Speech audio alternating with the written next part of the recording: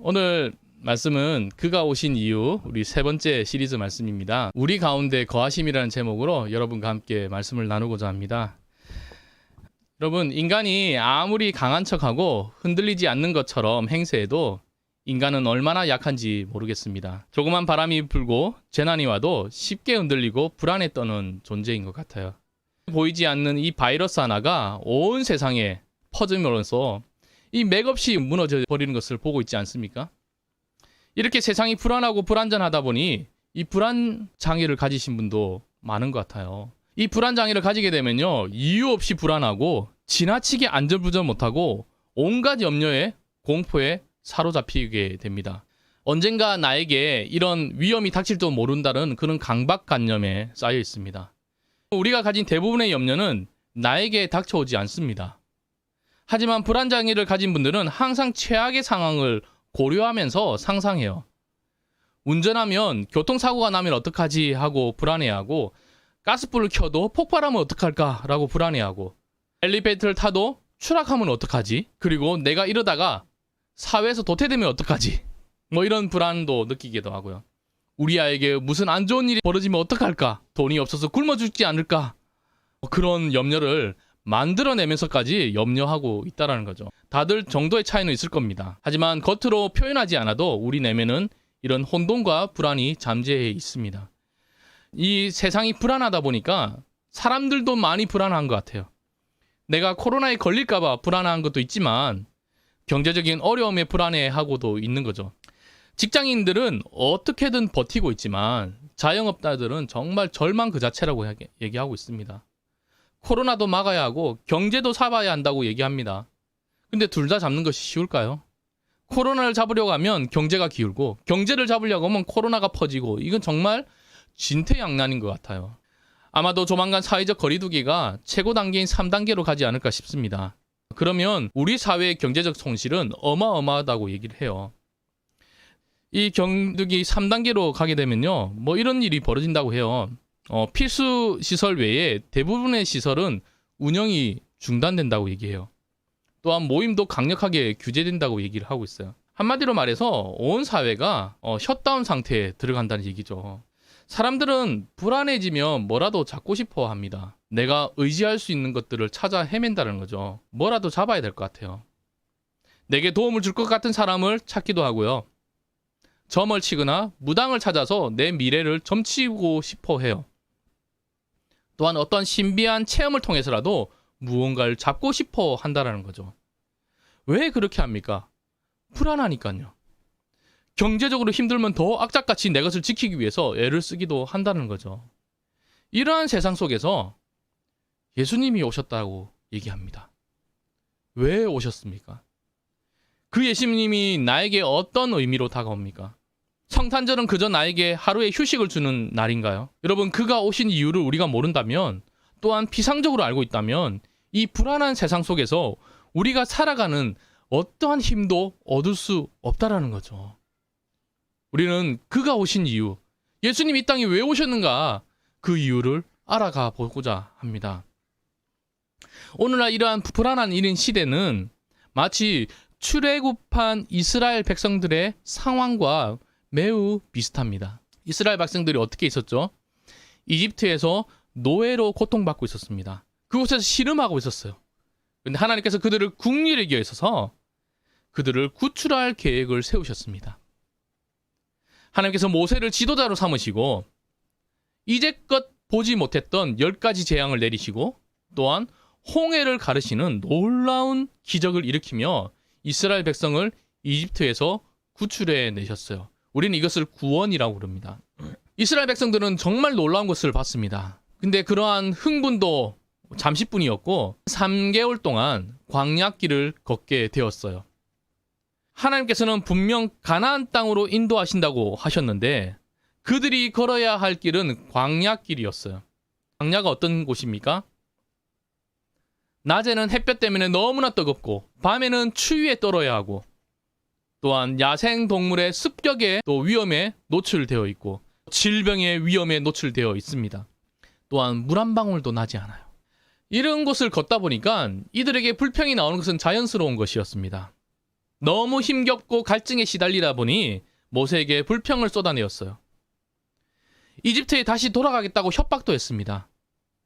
그럼에도 불구하고 하나님께서는 그들에게 광야에서 물을 내는 그런 기적을 행하시고 또한 만나를 내려 먹을 수 있게끔 하셨어요. 그렇게 힘겹게 3개월을 걸어서 도착한 곳이 바로 시내산입니다. 여러분, 첫 번째 목적지는 가나안이 아니라 시내산이었어요. 하나님 그곳에서 특별한 의식을 행하고 싶어 하셨습니다. 하나님께서는 모세를 단독으로 불러 올리셨어요. 모세야, 올라와라. 모세는 아론과 훌에게 백성을 부탁하고 40일을 산에서 머물러 있었어요. 이렇게 모세는 산으로 올라가고 그 아래에는 이스라엘 백성들이 하염없이 모세를 기다리고 있었습니다. 여러분, 이스라엘 백성들의 심정이 어땠을까요? 하루 이틀 정도야 기다릴 수 있다고 하지만 열흘이 지나고 20일이 지나고 한 달이 지났는데도 모세는 내려오지 않고 깜깜무소식인 거야. 혹시 모세가 죽은 거 아니야? 백성들 사이에서 술렁술렁거리기 시작했어요. 만약에 모세가 없다면 우리는 앞으로 광야에서 어떻게 살아야 하지? 하나님이 우리를 버리신 것은 아닌가? 백성들은 점점 불안한 마음이 생기기 시작했다는 거예요. 그들은 힘겨운 광야길을 지나오면서도 참을 수 있었던 것은요, 하나님과 자기들 사이에서 중재하고 있는 모세가 있었기 때문입니다. 괜찮았어요. 모세의 이야기를 들으면 하나님께서 자기들과 함께 하고 계시다는 것을 느낄 수 있었어요. 그런데 모세가 시내산에 오른 지 한참이 지나도 내려오지 않자 이스라엘 백성들은 너무나 두려웠다는 거죠. 그들의 불안함은 점점 커져서 아론을 재촉해서 금송아지를 만들게 했습니다. 자기들이 가진 그 폐물을 녹여서 금송아지를 만들고 이것이 우리를 이집트에서 탈출시켜 주신 우리의 하나님이다라고 환호하면서 춤을 추기 시작했다는 거죠. 그렇게 해서라도 하나님이 우리 가운데 계시다라는 것을 느끼고 싶어 했어요. 금송아지를 만들었다고 해서 이스라엘 백성들이 하나님을 떠나 우상을 섬긴 것은 아닙니다. 단지 금송아지를 하나님으로 여겼다라는 거죠. 금송아지는 이스라엘 백성들이 얼마나 불안하고 두려운지를 나타내주는 상징과도 같은 것이었어요. 여러분, 이스라엘 백성들은 하나님의 존재를 믿었습니다. 확실히 그분의 기적을 보면서 홍해를 건넜어요. 하나님의 존재를 부정하는 것이 아니라 하나님이 정말로 우리와 동행하는지 확인할 길이 없어서 너무나 답답하고 불안했던 거죠. 내가 지금 여기에 있는 것이 맞는지, 내가 경험하는 아픔과 실패에 하나님의 뜻이 있나? 하나님이 오래전에 나를 버리신 것은 아닌지 너무 답답해서 하나님과 함께 하신다는 것을 봤으면 좋겠어요. 우리도 마찬가지 아닌가요? 지금 내 상황 속에서 하나님께서는 무슨 말씀을 하시는지 뭐라도 보여주면 그나마 숨통이라도 틔워질 것 같아요. 이스라엘 백성은 전에 하나님의 초자연적인 능력으로 홍해길을 건넜어요. 메마른 광야에서 물을 마시고 만나를 먹는 그런 경험도 했습니다. 그럼에도 불구하고 언제 끝날지도 모르고 앞으로 무슨 일이 벌어질지도 모르는 이 광야길을 걷는다는 것이 정말로 공포 그 자체였다는 거죠. 미래가 불확실해서 불안했던 거예요. 이스라엘 백성은 금송아지를 보고서라도 위로를 받고 싶을 만큼 불안했습니다. 이것은 명백한 하나님 앞의 죄입니다. 그렇게 해서라도 이 불안을 해소하고 싶었어요. 하나님께서 제발 이 상황에서 강력하고 확실하게 인도해 주셨으면 좋겠어요. 하나님 제발 저를 강하게 끌어주세요. 그런 말을 하고 싶어요. 하나님께서 보여주시라도 하고 또 야단도 좀 쳐주시고 직접 나타나서 말씀이라도 해주시면 좋겠어요. 저를 좀 강하게 인도하고 확실하게 보여주세요. 이것이 이스라엘 백성이 가졌던 불안함이에요. 우리들이 가진 연약함과 불안함도 아닙니까? 모세는 이 백성이 그렇게 약하고 연약해서 넘어질 수밖에 없는 존재라는 것을 잘 알았습니다. 모세는 이 백성이 금송아지를 만들고 춤추고 있는 것을 보면서 매우 분노했습니다. 하지만 또 한편으로는 하나님 그 백성을 용서해달라고 하나님 앞에 매달리면서 기도했어요. 출애굽기 33장 11절부터 하나님 앞에 매달린 것이 나와요. 제가 한번 읽어드리겠습니다. 세 번역으로 읽어드릴게요. 그러나 모세는 여호와 하나님께 매달렸습니다. 여호와여, 어찌하여 주의 백성에게 노여워하십니까? 주님께서는 크신 능력과 힘으로 이 백성을 이집트에서 인도해 내시지 않으셨습니까? 만약 주님께서 노하시면 이집트 백성이 여호와가 이스라엘 백성들을 이집트에서 인도해 낸 것은 그들을 산에서 죽이고 이 땅 위에서 멸망시키기 위해서였구나 말할 것 아닙니까? 그러니 노여움을 거두어 주십시오. 주의 백성에게 재앙을 내리지 마십시오. 모세는 이 백성도 그들의 죄로 인해 얼마든지 버림받을 수 있다는 것을 알고 불안했어요. 이스라엘 백성이 금송아지를 만들었을 때 하나님께서 이 백성을 버리겠다고 말씀하셨어요. 하나님께서 이 백성은 다 멸망시키고 모세 너로부터 다시 시작하자라고 말씀하셨어요. 하지만 모세는 하나님을 필사적으로 설득했습니다. 하나님께서 이렇게 이 백성을 죽이시면 주변 나라들이 하나님을 비웃을 거예요. 너희 하나님이 광야에서 죽이려고 이집트에서 탈출시켰는가 보다 라고 하면서 비웃을 거예요. 하나님 제발 긍휼을 베풀어 주세요 라고 하면서 하나님께 매달렸단 말이죠. 여러분, 광야에서 하나님께 버림받는다는 것이 무엇입니까? 곧 죽음입니다. 절망이에요. 여러분, 살아갈 힘이 전혀 없다라는 것이에요. 모세는 필사적으로 하나님께 매달린 거예요. 모세의 간곡한 요청의 결과 하나님께서 뜻을 돌이켜 주셨어요. 여호와께서는 처음에 뜻하셨던 것과는 달리 자기 백성을 멸망하지 않으셨습니다. 이렇게 극단적인 심판을 피했어요. 하지만 모세는 여전히 불안했어요. 왜 그럴까요? 이 백성이 또 죄를 지을 텐데 그때는 용서 없이 하나님이 버리시면 어떡할까? 이 연약한 백성들이 광야에서 다 멸망당하지 않을까? 이런 불안한 마음으로 앞으로 전진하기가 힘들었어요. 모세는 하나님께 뭔가 확실한 증거가 필요하다고 하나님께 요청드렸어요.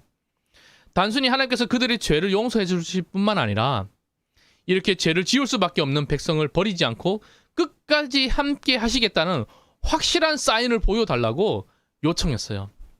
그것이 출애굽기 33장 18절 말씀입니다. 모세가 말했습니다. 주님 제발 주님의 영광을 보여주십시오. 말씀을 바꿔 말하면 하나님이 우리와 함께 하신다는 그 증거를 보여주십시오. 하나님을 보면 제가 안도하고 위로를 얻을 것 같습니다. 이때 하나님은 모세의 기도를 들으시고 허락해 주셨어요. 19절에 여호와께서 대답하셨습니다. 내가 나의 모든 은총을 내 앞에 지나가게 하겠다. 그리고 내 앞에서 나 여호와의 이름을 선포할 것이다. 나는 은혜를 베풀 사람에게 은혜를 베풀고 자비를 베풀 사람에게 자비를 베풀 것이다. 하나님께서 모세의 앞을 지나가셨습니다. 여기서 주의할 점이 있어요. 하나님은 너무나 거룩한 분이셔서 모세와 같은 죄인들이 하나님을 직접 대면하면 모세는 죽습니다. 왜 죽을까요? 하나님은 죄와 함께 할 수 없기 때문에 죽을 수밖에 없습니다.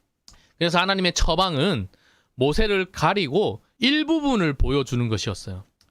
모세를 돌틈에 감춰놓고 하나님의 손으로 모세를 살짝 가려주셨습니다. 그리고 가렸던 손을 살짝 피했을 때 틈 사이로 지나가시는 하나님의 등을 볼 수 있게끔 허락해 주셨어요.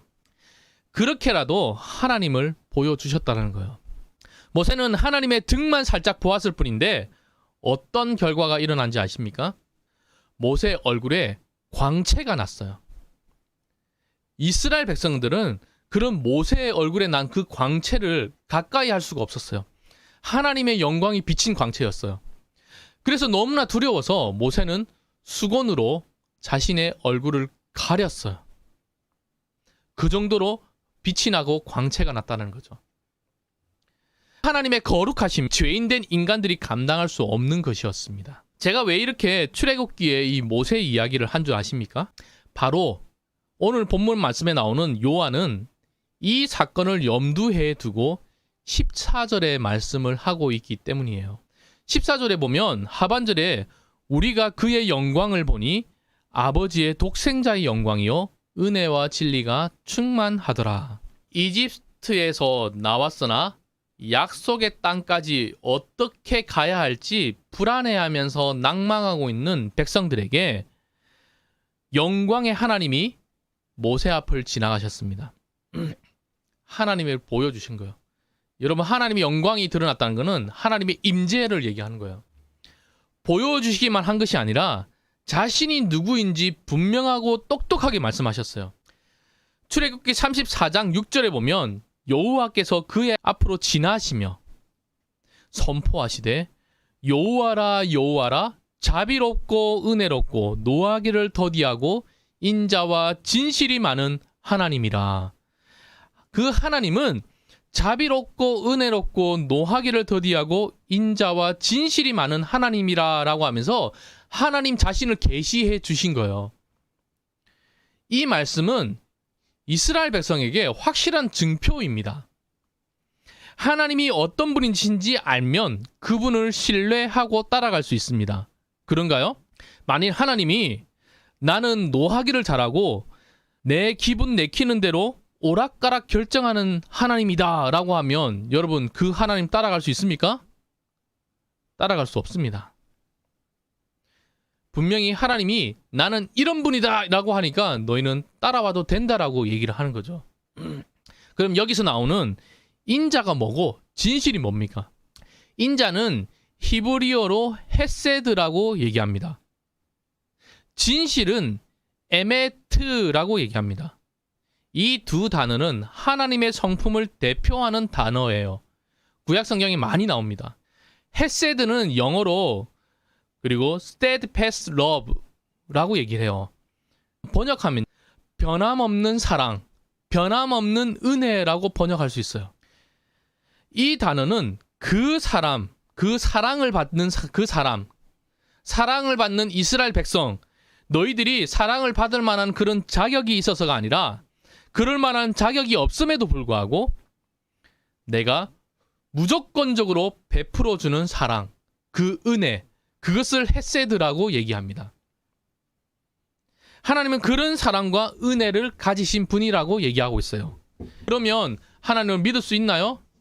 네, 정말 그런 분이라면 우리는 그분께 믿고 맡길 수 있습니다. 또한 하나님은 진실하신 분이라고 얘기를 해요. 진실은 에메트라는 단어를 씁니다. 영어로는 true, truly 아니면 faithfulness라고 번역돼요. 진리도 되고 진실한도 되고 신뢰할 만한도 번역이 가능합니다. 그러면 인자와 진실한 하나님이라는 표현은 어떤 표현입니까? 그것을 풀어서 얘기하면 하나님은 변함없는 사랑과 은혜를 베푸시는 분이시고 그 하나님은 기분에 따라서 오락가락하는 분이 아니라 한결같이 자신의 약속을 지키시고 신뢰할 만한 분이시다 라는 뜻이에요. 하나님은 불안해하면서 확실한 증거를 보고 싶어하는 모세를 향해서 자신이 어떤 분인지 확실하게 계시해 주셨습니다. 그러니 이제 나를 믿고 나와 함께 가나안 땅으로 가자라고 얘기하시는 거죠. 사도야는 이 요한복음을 쓰면서 생뚱맞게 모세의 이야기를 썼어요. 17절에 보면 율법은 모세로 말미암아 주어진 것이요 은혜와 진리는 예수 그리스도로 말미암아 온 것이라. 이 말은 율법이 주어질 당시에 모세의 이야기를 상기시키고 있어요. 모세에게 보여주셨던 그 하나님, 곧 인자와 진실의 하나님이 이스라엘 백성에게 율법을 주셨어요. 여러분, 율법을 주셨다는 것은 하나님이 그들과 함께 하시다는 증거예요. 그들과 언약을 맺으셨다는 증거예요. 율법을 통해서 하나님은 이스라엘의 하나님이 되고 이스라엘은 그의 백성이 되었습니다. 그렇게 하나님과 이스라엘 백성은 언약을 맺었어요. 하나님은 은혜와 진실, 에메트로 약속의 땅 가나안으로 이스라엘 백성을 인도해 내셨습니다. 여러분, 우리는 그걸 잘 알고 있죠. 바로 모세와 이스라엘 백성이 경험한 은혜와 진실한 하나님이 이 땅에 완전하게 다시 보여주신 사건, 다시 나타나신 그 사건, 바로 예수 그리스도가 이 땅에 내려오신 사건입니다. 오늘 본문의 말씀 1장 18절에 본래 하나님을 본 사람이 없으되 아버지 품속에 있는 독생하신 하나님이 나타내셨느니라. 하나님의 이 땅에 오신 것을 성육신이라고 얘기합니다. 모세는 하나님의 등만 받고 하나님을 제대로 본 적은 없지만 이제는 그 영광이 똑똑히 우리 눈에 보이게 나타나셨다라는 선포예요. 모세는 하나님의 등만 봤지만 얼굴에 광채가 나고 사람들이 눈부셔했습니다. 그런 완전하신 인간의 몸으로 오신 하나님의 영광은 얼마나 크겠습니까? 이것을 16절에서 은혜 위에 은혜라고 표현했어요. 여러분, 앞에 있는 은혜는 뭡니까? 모세를 통해 보여주신 은혜입니다. 두 번째, 위의 은혜가 뭡니까? 은혜 위에 있는 은혜가 뭡니까? 예수 그리스도를 통해 나타난 은혜입니다. 그래서 은혜 위의 은혜라고 얘기합니다. 그럼 우리는 어떤 은혜를 경험하고 있죠? 모세가 본 은혜인가요? 예수 그리스도를 통해 나타난 은혜인가요?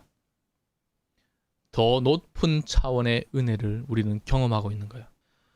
모세처럼 간절히 요청해서 겨우 하나님의 등짝만 살짝 맛보는 은혜가 아니라는 거예요. 2000년 전에 하나님이 완전한 인간이 되어 오셔서 사람들에게 보이셨어요. 그리고 지금도 성령으로 우리 가운데 계시는 그런 은혜입니다. 모세보다 비교가 안 될 만큼 큰 은혜라는 거죠. 이렇게 하나님은 자신을 완전히 우리에게 보여주셨습니다. 그럼에도 불구하고 사람들은 자꾸 하나님을 보여달라고 얘기합니다. 믿지 않는 사람들은 하나님의 존재 자체를 믿지 않기 때문에 하나님을 보여주면 믿겠다고 얘기를 해요. 정말로 하나님을 보여주면 믿을까요? 어떤 초자연적인 기적이나 표적을 보면 믿을까요? 그렇게 보여줘도 안 믿는 사람은 절대 안 믿습니다. 보여줘도 그때뿐이지 자신의 삶을 드리면서까지 하나님께 헌신하는 사람은 별로 없을 거예요. 예수님 당시에도 수많은 사람들이 예수님의 기적과 표적을 보여줬음에도 불구하고 정작 예수님을 따르는 사람들은 극소수였어요. 꼭 본다고 해서 믿음이 생기는 것이 아니고 꼭 본다고 해서 하나님께 헌신하는 것도 아닌 것 같아요. 여러분, 믿지 않는 사람들은 그렇다 치더라도 우리 믿는 사람들은 왜 하나님을 보여달라고 할까요? 그것은 아마도 모세와 같은 심정에서 그런 말을 하는 것 같습니다. 내 상황과 내 처지가 마치 하나님이 나와 함께 하시지 않는 것 같은 심정이 들기 때문이에요. 하나님께서 우리와 함께 하신다는 그 약속을 수없이 들었고 알고 있습니다. 그럼에도 불구하고 지금 당장 우리가 경험하고 있는 이 고난과 고통의 현실은 하나님이 함께 하신다는 것을 전혀 느껴지지 않기 때문에 하나님을 좀 보여달라고 얘기하는 거예요. 모세와 이스라엘 백성들이 불안을 느꼈던 것처럼 오늘날 그리스도인들도 불안한 삶을 살아가는 경우가 너무 많다는 거죠. 모세는 하나님이 정말 이 백성과 함께 하신다는 증표를 보여달라고 했습니다. 우리들도 그렇습니다. 하나님의 존재를 거부하는 것은 아닌데 하나님은 나를 버리지 않고 동행하고 있다는 것을 확신이 들게끔 좀 보여주셨으면 좋겠어요. 요한복음을 처음 듣는 그 초대교회 성도들은 고난과 고통 가운데 있었어요. 로마의 핍박에 시달려 있습니다. 핍박은 육체적인 것뿐만 아니라 경제적인 어려움도 같이 동반합니다. 여러분, 로마 신전에 절하지 않으면요, 그 상인조합인 길드에 들어갈 수 없었고 상거래 자체가 막혔어요. 그럼 당연히 경제적으로 매우 힘들다라는 뜻이겠죠. 교회 내부에서도 이단적인 사상들이 들어와서 정말로 하나님의 뜻이 무엇인지 매우 혼란스럽게 만들었어요. 이런 상황 가운데서 정말로 하나님께서 나타나셔서 제발 명확하게 말씀이라도 한마디 해주시면 이 상황을 견딜 힘이 생길 것 같단 말이죠. 하나님은 지금도 내 상황을 보고 계시고 지켜주고 계시다는 것을 어떤 방법이라도 써서 보여주셨으면 좋겠어요. 여러분, 내 문제들이 좀 한 방에 해결되고 하는 일들이 잘 풀려서 내 고통을 사라지게 해주시면 하나님이 함께 하심을 경험할 수 있을 것 같은데, 그렇지 못한 경우에는 정말 답답하고 불안해서 낙심이 된단 말이죠. 이런 상황을 겪고 있는 성도들에게 요한은 한마디를 합니다. 예수 그리스도가 답입니다. 이것이 요한이 하고 싶은 말이에요. 하나님은 예수님을 통해서 하나님의 영광을 보여주셨다고 얘기합니다.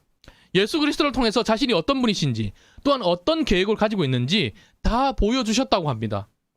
너희 길을 앞으로 어떻게 인도하실지도 다 보여주셨다고 얘기합니다. 그런데 우리에게는 너무나 추상적으로 다가온다는 거죠. 너무 막연하게 들린다는 거죠. 지금 당장 내 문제, 내 사업이 힘들어서 하나님을 보여달라고 하면 예수님이 답입니다 라고 하면 별로 위로가 안 될 것 같아요. 지금 내 고통이 이런데 예수님이 답입니다. 이게 무슨 답이 됩니까? 뭔가 눈에 보이는 기적이라도 보여줘서 내 문제를 완전히 해결해 버리든지, 그렇게 해서 예수님이 답입니다 라고 얘기하면 믿겠어요.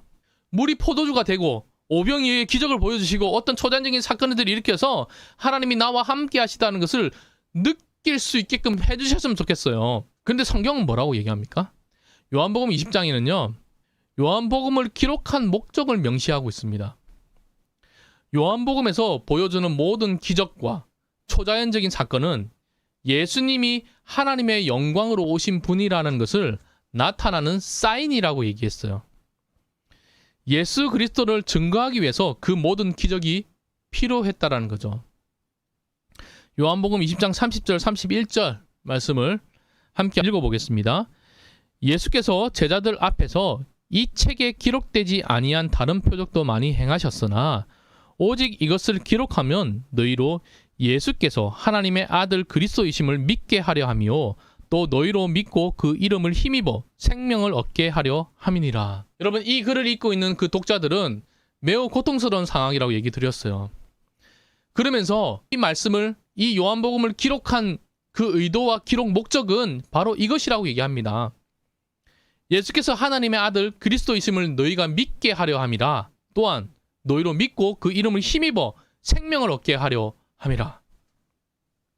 다시 말해서 많은 표적이나 기적에 주목하지 말고 예수 그리스도에게 주목하라는 거예요.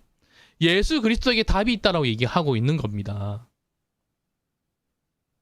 이것이 요한복음을 기록한 목적입니다. 오늘도 고통받고 힘들게 하루를 살아가는 사람들에게 예수만이 유일한 답입니다 라고 말할 수 있나요? 아무것도 앞이 보이지 않고 불안해하고 있는 사람들에게 예수가 무슨 의미가 있습니까? 내가 너무 연약해서 나는 정말 별 볼 일 없고 가치 없다고 생각하는 사람들에게 예수가 답입니다 라고 할 수 있을까요?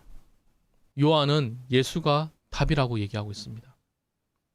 왜냐하면 이 예수가 은혜와 진리의 하나님이시기 때문입니다. 예수 그리스도 안에는 우리의 연약함과 죄에도 불구하고 용서하시고 언제나 다시 기회를 주시고 늘 지켜주시고 이 세상 끝까지 함께 하시겠다는 증표가 예수 그리스도 안에 들어 있습니다. 우리 삶에 왜 이런 고통이 찾아왔는지는 알 수는 없습니다. 그러나 한 가지 분명한 사실은 어떤 상황에서도 그를 믿는 자를 버리지 아니하시고 끝까지 붙들어서 영원한 하나님의 나라로 이끄실 것이라는 것은 정말 확실한 것입니다.